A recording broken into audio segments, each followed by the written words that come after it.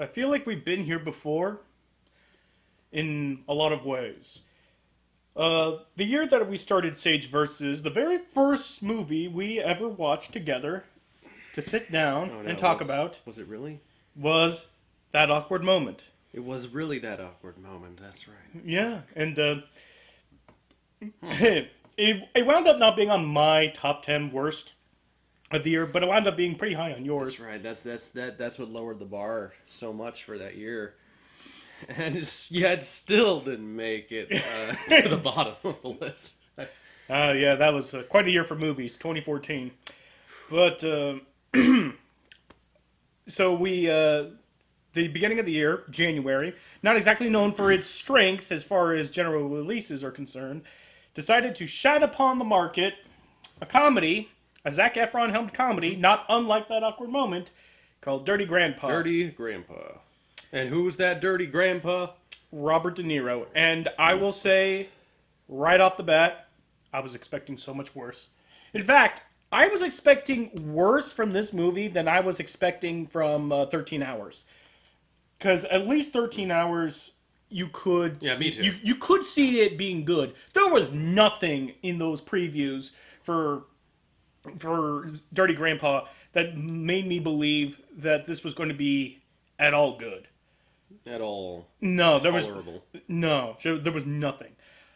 And yet, I left that theater remembering laughing, but not because of the strength of the jokes. It was more that there's a certain amount of shock kind of humor where you just kind of have to laugh. You know, when Robert De Niro is, putting his dick in Efron's face, yeah, you have no choice but laugh. Not because it's funny, but because there's this great theory. There is this great theory that I love about the nature of human laughter. It states that humans evolved the ability to laugh because we have emotions that fill us so rapidly and so strongly that we need to find a way to express and that. perhaps very confused. Yeah, and so we laugh so that way we have some way of venting that emotion. We don't know whether to cringe, to cry, or to laugh. I'm sorry, to smile. We don't know whether to laugh, so we laugh. Laugh or some.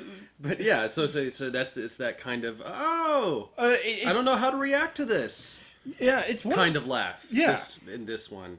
I mean, obviously the intention was for us to laugh, but I kept trying to figure out where the comedy was supposed to be. The actual written for the comedy, not just like, hey, let's show Robert De Niro, putting his dick in Zac Efron's face for that because that would be funny. Because, dicks are funny. Invariably, they're not. I mean, dicks are just dicks. Actually, some of the timing was good. The timing was good, but the timing was good. But dicks by themselves aren't funny, and yet we laugh at them anyway. Yet when you want to know whose dick it belongs to, Yeah. and who is being presented this dick, and and the story leading up to the to the dick being put in that place. Of course, let's be real here. That was so not Robert De Niro's dick. Oh no, I was gonna say that was a double, It was definitely a dick or double. just a fake dick. I don't know. No, that was a dick double. I mean, I can't imagine spending X amount of money just to make a prosthetic torso and. You'd have to pay Robert De Niro a lot to just put his dick there. So. In this movie. I don't know what. I have no idea what Zac Efron had to do under a Disney contract that made him want to go as far away from Disney films as possible. I mean, from High School Musical to having a dick literally within an inches of your face. And drawn. Oh, All drawn. over the face. There was a lot of dicks and faces in this movie. When we say dick and fart jokes, there was actually only one fart joke. There was only one fart joke. Yes, the flexing. Oh yeah, the flex off. So it's Robert De Niro and Zac Efron on stage with the world's most ubiquitous drug dealer, Hype Man. He was just everywhere. Like there's this, I forgot the actor's name, but he. Pam, I think. The character's name was Pam, I think. Classic Pam. Classic Pam. And not Pam. But this character Pam was just all over the movie for seemingly no reason. He was like a time lord in that way. He was just wherever the story thought it would be funny for him to be, and he's holding on a flex off, and then like the villains of the movie, stand up on stage. One of them just trying to hype the crowd, and so Robert De Niro just goes up on stage just because. Well, because the young college girl he's pursuing offers to give him any sexual I'll do anything if you go up on stage. favors. Aubrey Plaza. Playing is ostensibly a slut. Just ostensibly. Well, she says so. They call her a slut in the movie quite often. Quite often, and but she takes it very well because that's what she's going for. Of all the ways this movie could have held that, it's like characters try to slut shame her, but she's like, she slut shames herself. Like she's in on. You can't shame me. I shame myself. No, and I guess she's the Angelina Jolie of slut shaming. I have no idea where you go where I can't follow. Sometimes I know what you're doing. I know why you quoted that. I know. Girl interrupted. You're just something. But the fact that you know where I went to. But the fact that you even compartmentalized the thought of, like that quote from that movie put into this situation is just a thought process that will be alien to me until the day I die. Oh, I'm glad that I can keep surprising you with that.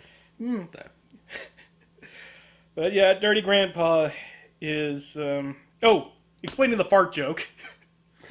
Back to the fart joke. So it's Zac Efron and Robert De Niro just flexing, and Zac Efron tries to do the whole bodybuilder flex thing, and then Pam, being an asshole, just puts into a microphone. That was the only fart joke. Can you believe it? Yeah, well, and then he does another flex, and this time he actually farts, according to this. I don't know. I think he did the whole. Well, and then he drops the microphone. Yeah, that's right. He says, "I didn't even have the microphone up for that one." But that was the only fart joke in that movie. But plenty of dick jokes for everything that. Yeah. For every fart joke they could have made, they doubled down in dick jokes. Yes, if you're more of a dick joke person than a fart joke person, then. But it doesn't even. But the shock humor doesn't even stop with Robert De Niro's dick in Zac Efron's face. I think the apex of the movie, and I can't believe they did it, because this is one of those. I can't even imagine how they even pitched this. Zac Efron wakes up after a bender, just wearing nothing but a stuffed hornet on his dick.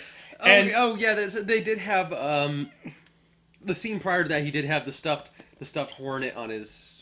It's a stuffed hornet G-string. It has a hornet on the package, and yeah, and he apparently he smokes crack cocaine. Yeah, smokes crack cocaine unintentionally, but he smokes crack cocaine, and he goes nuts and steals a motorcycle and drives off to the beach, apparently, where he goes to sleep and wakes up the next morning with just the bee or the hornet on him, and a little. Yeah. Go ahead. He wakes up. He gets a call. He gets a call from his, his shrew of a fiance, because let's revisit that old chestnut. Yeah. And demands to be FaceTiming with him when he has a dick swastika on his face, and of course swastika. Yeah, and of course she's Jewish, and they had to have the rabbi in there with it. Oh yes, it's just Rob. No, oh yeah, we have the rabbi here. On FaceTime. And then he immediately, pushes his hair up and you see the swastika. You know what? I would have hated that scene if that's as far as they went. Yes. But no, they decided, let's up the ante even further by having a little boy, come up to like, can I touch your bee? And then, he just keeps, this kid will not leave him alone. This kid just keeps coming Can I punch it? Can I punch it? Can I punch it? And then, he rips his bee off, and then the kid's father just runs. This kid was fucking relentless. It's like he was determined. Just determined to sexually assault. This kid is going to be a certain kind of person when he grows up. Yeah, this kid will not take no for an answer. Like, it was uncomfortable Yeah. for everyone. This was the only time I can ever remember watching a movie in a theater like this. Yeah. And I saw Jackass 3 in theaters. I mean, like, if we want to talk about shocking experiences, Uh, even though logically I know that there was plenty of procedures behind the camera to prevent an actual 3-year-old little boy from looking at Zac Efron's dick.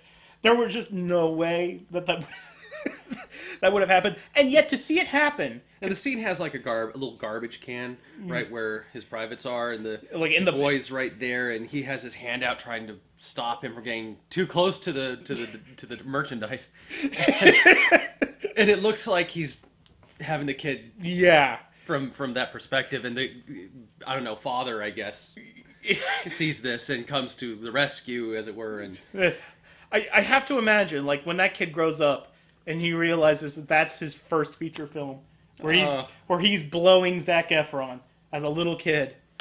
That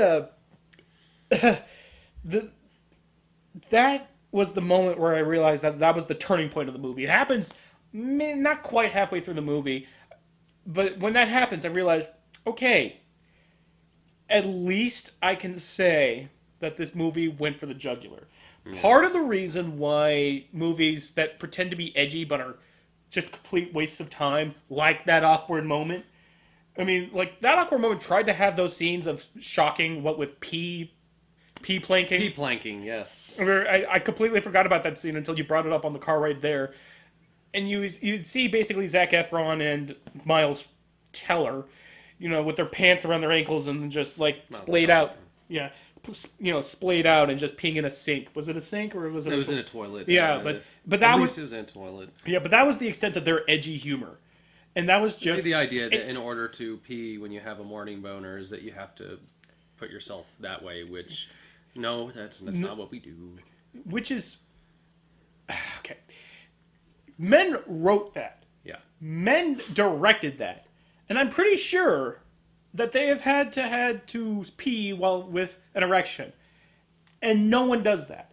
I can imagine. Well, it's possible that Zac Efron does his planks for his abs at the same time as he's a busy guy. You got to kill two birds with one stone in this regard. Yeah, he does have some good abs. So yeah, he looks amazing in this movie. Yeah, and that goes into my problem with Neighbors as well, which was still to this day the only movie we ever walked out on. Ugh. That was the actual low point of the year for me.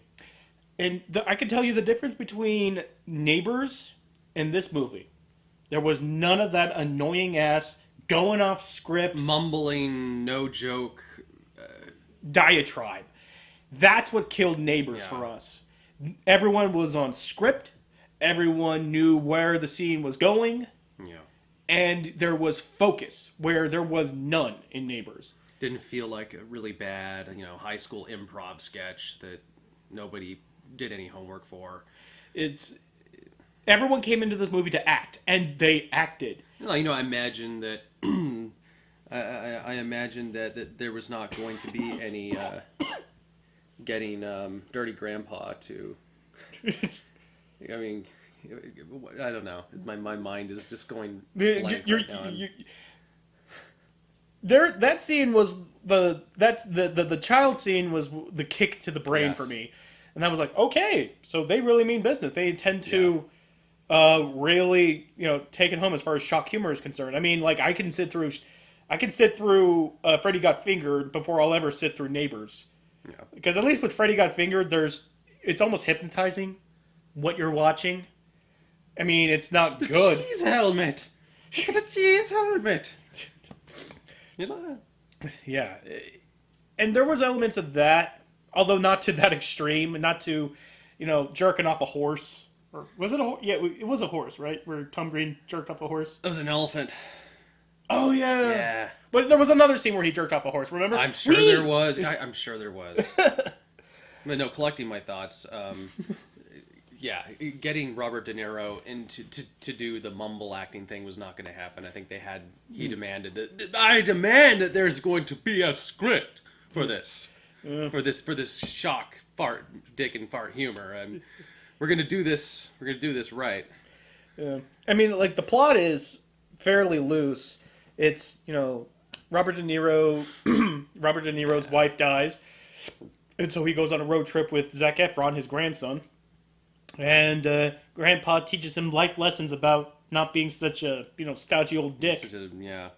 about being a stodgy old dick, and just have fun. Which you've seen this plot a million times, I'm sure, in some iteration. And again, Robert De Niro is ex Black Ops specialist, and he's just classified and eventually comes out as Meet the Parents kind of thing. Like, he just knows everything.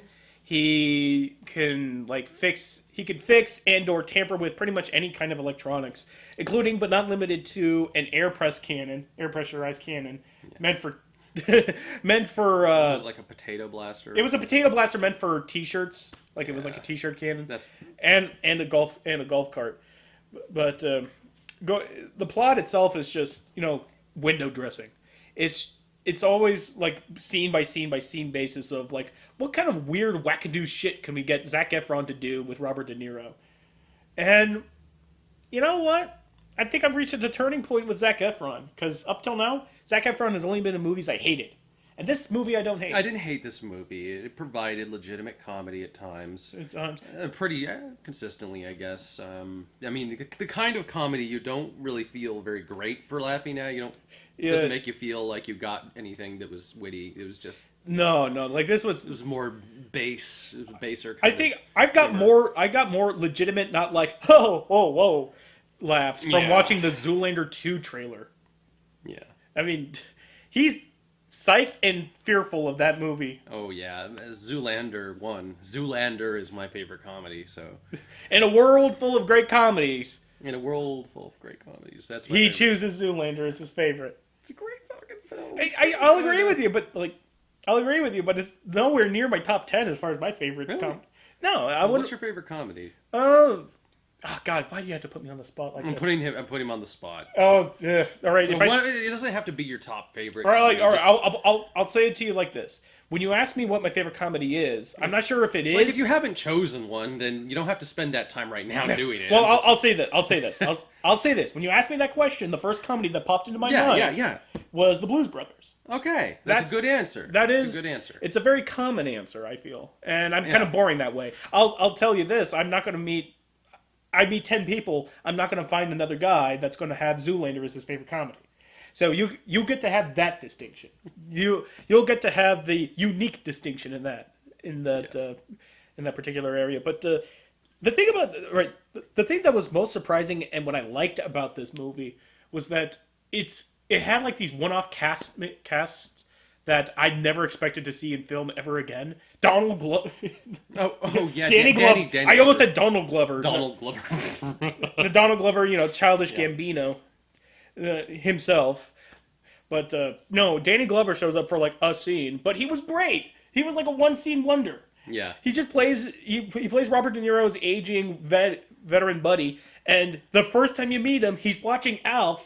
And he's just screaming at Alf blow that shit up! Fuck that shit up, Alf! Fuck that shit up! It's like, ah!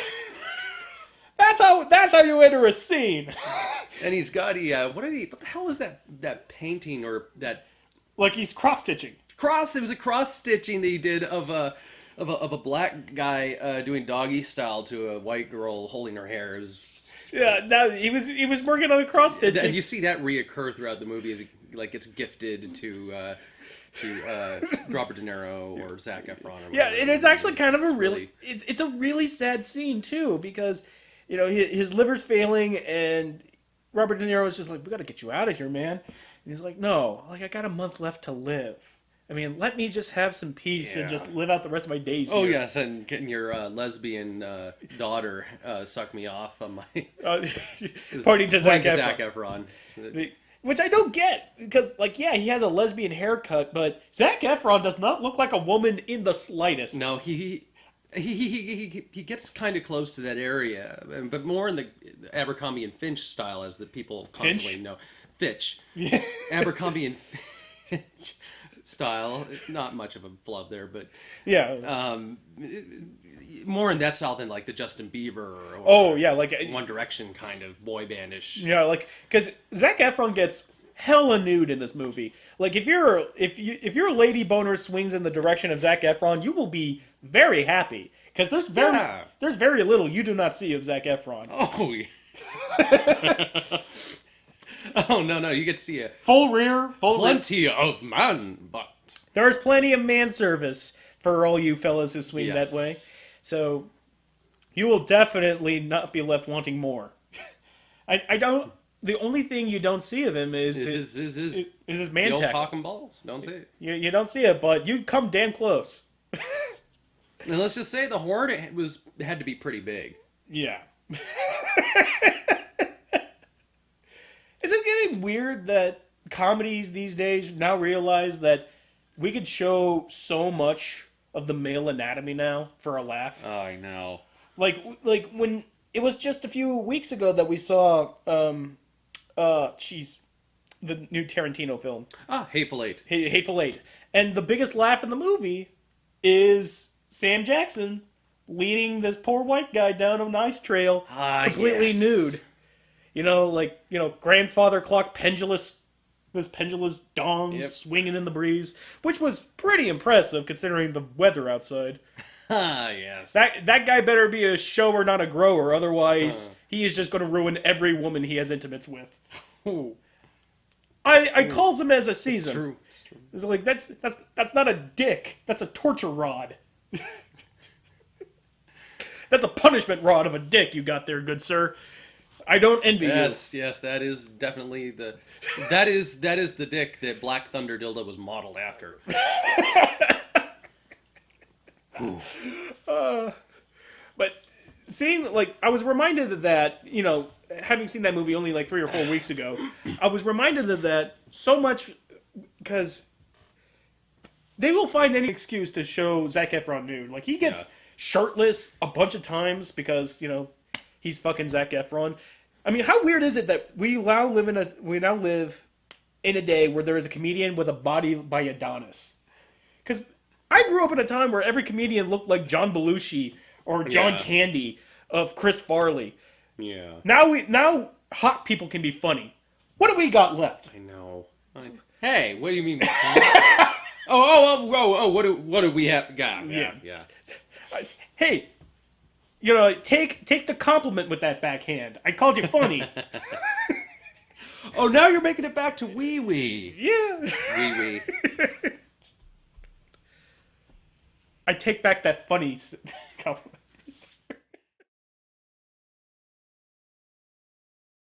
Actually, what we need to talk about a little bit? Aubrey Plaza. Because other than like her whole slut angle, Actually, there was one thing I wanted to mention. That's the interesting thing that you're saying about the fact that men. Well, the interesting thing is that you can show a lot of woman butt in movies. It happens all the time now. yeah, and they do There's plenty of it. Well, they do, but in the same. But you can show all of a man's butt, all of it. Mhm. Nowhere near as often, but all of it. It's very, very weird. It's very, very weird. It's weird in that you could show all of it because we've gotten so desensitized to the male ass that we can't view it even as a heterosexual male. I look at a male ass and I'm thinking there is no way this is supposed to be sexually. There is no way that I'm supposed to look at that and get titillated if I were a woman or if I were Yeah. gay. I'm supposed to look at that and laugh because men's bodies are weird and dangly. Bumpy and Yeah. Even quote unquote hot guys have something weird about them. yeah. Again, our male perspective. Yeah, but there was very few times where they tried to do weird body humor with women. Like he gets arrested, in the beach, and then all of a sudden Mo Collins shows up in the movie. Yeah, Mrs. Was it Elaine or what was her character's name? That on Mad TV. You remember the woman who had that Kind of, yeah. with the weird glasses? Yeah. I recall what you're talking about. But she plays a police woman, and she grabs Zac Efron's phone. And is like, "Oh, is this your phone? Here, let me take a picture." And she Yeah. shoves the camera down her pants and takes a picture of her vag. Yes. And you could kind of see it as she it flips it. You could see her bush or a bush. I'm pretty damn sure that's not Mo Collins' bush, but and I'm thinking that's actually really funny in a weird way because if you ever see a bush, it's never for funny. Yeah. You never. Sorry for belching in your face. You never see a woman's bush and think comedy. Yeah. You just only see that like oh, things are getting smooth. Well, Like, maybe not smooth if there's a bush, but oh, well, actually, yeah, because the alternative to that is shaven, and I don't know if you've ever. that's not really smooth either. Yeah, no, it's not. It's like sandpaper. However, if it's like just wax though, then Oh that's yeah, it's maybe bumpy. yeah, but nothing. Like I hate that term. I hate the fact that if you get if shaven down there and it's somehow cleaner. Have you actually seen a real freshly shorn vagina? It's not like what Austin Powers says. Yeah. It's not like it's breathtaking, really. There's nothing such smooth as a shorn scrotum. No. There's lots of red. A lot of times it depends on the time frame. But it's really hard to get that one perfect time right between like perfectly smooth and like bristly, where there's also not like bumps and stuff from the agitation to the skin. Yeah, like if you give me the choice of saying like, do you want your vagina to look like it stayed up all night trying to solve a murder? Yeah. Or do you want it to look like it spent 3 months up in the Alaskan winter? I say I'll take the Alaskan winter because at least I know that if I go down there, I won't get rug burn. Also, you gotta appreciate the pain that it takes to wax that area. Yeah. I mean, just pulling one hair out of your pubic area hurts like a bitch. Imagine taking an entire freaking thing and just ripping the whole thing off. It's like, oh. I know. No, actually, I don't know. Why do you know? Well, I never implied that I know. I imagine. That I want to know. Maybe I lightly implied. Oh man, you could reach China. How fast you're backpedaling on this Well, one? I remember I mentioned if you pull one out, it hurts. So it must hurt to take a lot of them out. I imagine.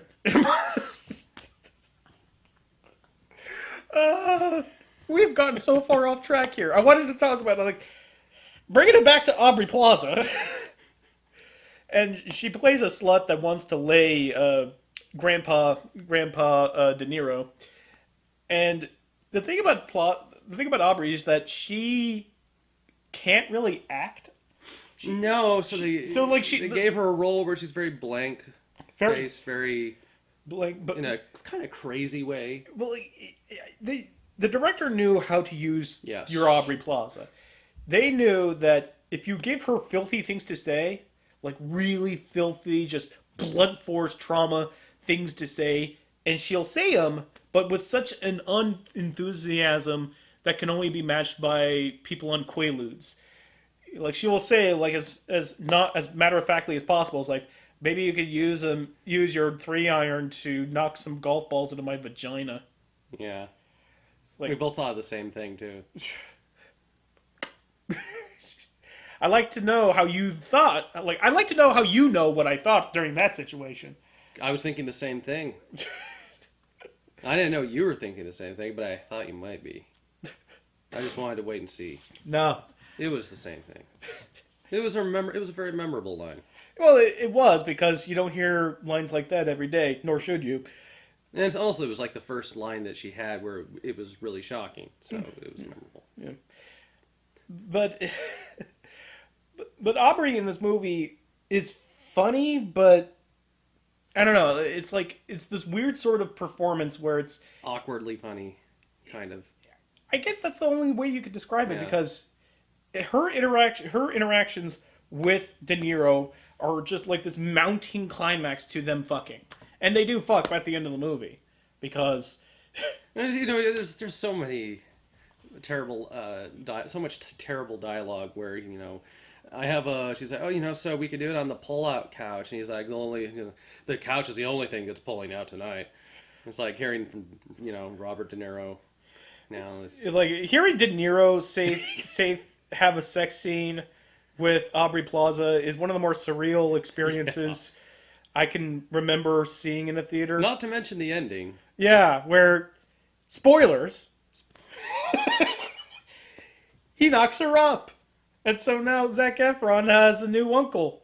Yeah, Little baby uncle. You see the baby, and you think it's gonna be like, Zac Efron and his new wife or girlfriend, whatever. Well, talk about a forgettable character. We got like 30 minutes into this vlog, and like, oh yeah, Zac Efron has a love interest, doesn't he? Besides, like she was really just just writing or charisma, any of the above, didn't show up. she was such a charisma vacuum Yeah. that light couldn't even escape. Oh, She good, might as well be just like this blank hole, a void, Yeah. where a person would be. The rest of the movie is the energy you see around this black hole. Yeah, that's Not to say that she ruins the movie, though. no, because she's not annoying and she's not anger-inducing. She's just like, she's there because there is a void where a person should be. And there. she's centrific to the plot, so she's a lot of the reason for a lot of actions in the movie. I mean, hell, the entire chase scene at the end. Yeah. Oh yeah, there's a chase scene. So she's an important part of the plot, but the character is just not noteworthy. She is textbook perfunctory. Well, no, because perfunctory is not the word because that implies that she doesn't have a use. She has a use, but so little else. Like I have never seen a character be, reduced to a narrative mechanic so perfectly than this. Oh man, Like there's got to be some kind of waking call for the main character to realize that his life is going the wrong way. He's marrying a shrew. He is joining a boring life. He's going to live a boring life. and this devoid other of girl is a environmentalist. The environmentalist photographer who takes Yeah. crappy pictures. Working with a camera very similar to the one I just got. I was actually looking at that and I was Much better photographer. oh, thank you. Oh, thank you. You know how to butter me Yes, up. I do. Oh God. Put me on a crumpet right now because I am just going to be buttery smooth by the end of that. But back to the wackadoo shit ending where Zac Efron's holding his little uncle, Yeah. and all throughout the movie, Robert De Niro is punching Zac Efron in the butthole. Oh, that's right. I forgot about that. It's like He's constantly sticking up there, like giving them umaga thumb. oh god. The Samoan spike. The Samoan. Oh man, we're going not quite old school.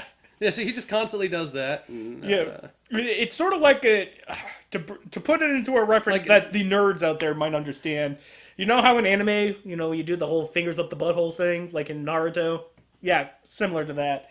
Except at the end, the movie ends with Robert De Niro taking his baby son, putting a little fist, and doing it to Zac Efron, just making the baby punch him in the butthole. So they explained that Robert De Niro's son. Now remember, he's the dirty grandpa. So his actual son, who's the father, Yeah, father. actually has, as he says, the penis of his mother. He's like, hey, you got a good dick. You So got my she dick. either has a very big, Yeah. or he just doesn't have any dick.